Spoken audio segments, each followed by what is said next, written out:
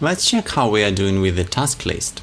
So far we have completed 2 steps with 2 more to go. Step 3. We should find a way to talk to both instances ball-script.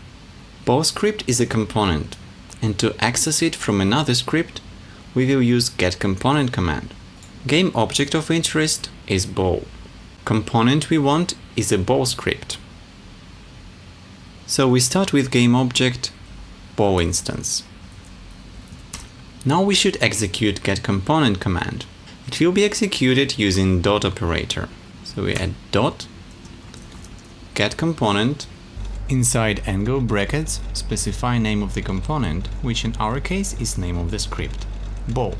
Add parentheses at the end and notice capital B. Step 4. Once again, what do we want from the ball script? We want to store a reference to Game Manager script inside ball's Game Manager variable. To access Game Manager variable after getComponent command, add another dot operator and type name of the variable we want to use, Game Manager.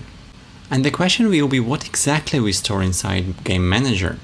This time we want to store reference to the whole component, and this component will be Game Manager script attached to Game Manager object. Start with Game Object. This will be Game Object current script is attached to, and we are typing all this inside Game Manager script. So Game Object will mean Game Manager Game Object. Now again, how do we get component? With dot operator and getComponent command. Name of the component is name of the script, which is Game Manager. How to assign value on the right? To the variable located on the left. With an assignment operator. Just add an equal sign between these two. I understand that it doesn't look all that exciting, but now if you run the game, you will notice that after ball is created, it has reference to the Game Manager script attached to Game Manager Game Object. And this means that now both ball and Game Manager know about each other and can communicate. Game Manager is now able to do all sorts of things with the ball, such as increase its speed, destroy it, or increase score when ball hits any of the gates. We are getting very close to wrapping up this game, and I assure you that the hardest part of this game is done. Congratulations!